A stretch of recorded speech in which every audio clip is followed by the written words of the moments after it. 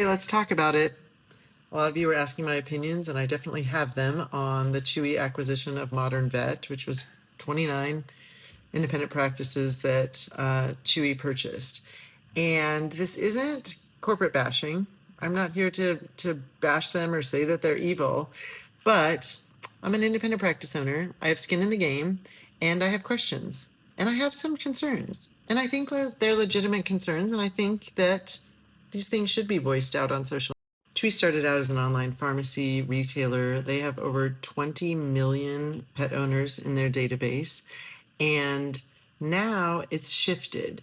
And now they have a vertically integrated ecosystem, and that's where they have the food, the meds, insurance partnerships, pet care.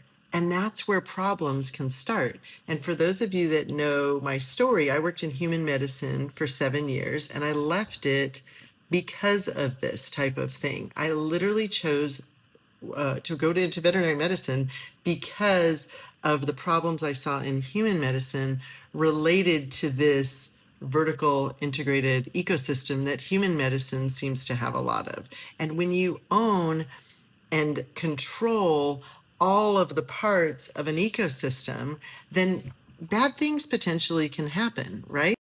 In human medicine, when these large healthcare companies and insurance companies and pharmaceutical companies and lab companies all merged, independent practice owners lost leverage. And we've already lost a lot of leverage. Clearly, we cannot purchase or acquire things at the same rates that corporate practices can. But that leads to significant problems, and it leads to some control problems that we're concerned about, and that we can see the parallels in human med. When they control all of that, then they start to control pricing.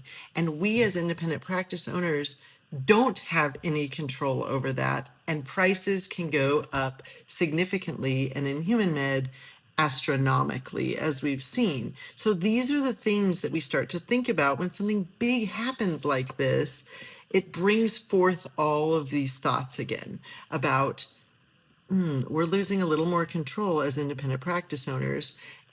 Is this going to have problems where insurances have in-network providers and out-of-network providers? Because right now, pet insurance is pretty awesome, but it can become pretty not awesome if we start doing things like that. And again, as independent practice owners, we're not going to have a lot of control over that.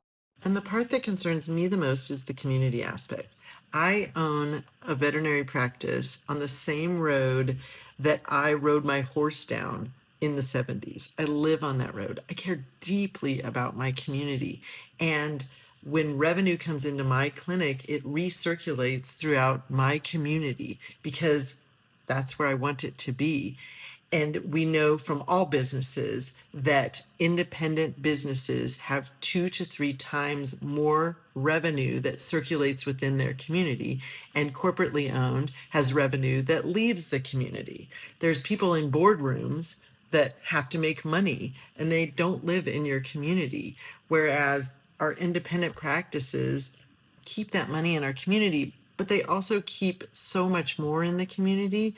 They're community leaders. I'm on multiple boards unrelated to veterinary medicine in my own community. We are community leaders. We are pillars in our community. And that breaks my heart that we're losing that a little bit. Again, this isn't an corporate is evil talk. They have provided incredible exit strategies for veterinarians. They're not all awful places to work. They don't provide inadequate care for patients. The problem is that when scalability does not match accountability, we can have some pretty significant consequences. So what does this mean for you? Well, if you're a pet owner, your pet's probably getting good care no matter where it's going. Veterinary medicine is a fantastic industry. It's trustworthy. But you should know if the practice you're going to is privately owned or corporately owned.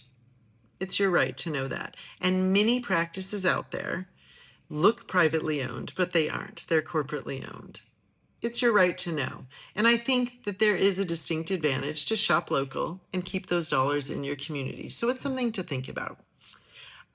For veterinarians who are thinking of practice ownership, I think buying into a practice is almost impossible right now. I think it's very hard because corporate will outbid you anytime. So it's a great time to open your own practice. And honestly, your community is going to support you. They care about local practices. So open your own practice if you can't find a practice to buy.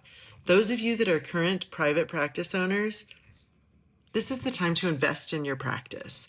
Invest in your practice, invest in your community. Take care of your community, because a healthy, thriving community and a healthy, thriving veterinary practice are interdependent upon each other. So again, these are my thoughts, these are my concerns, these are my questions, and I hope it helps you think as well.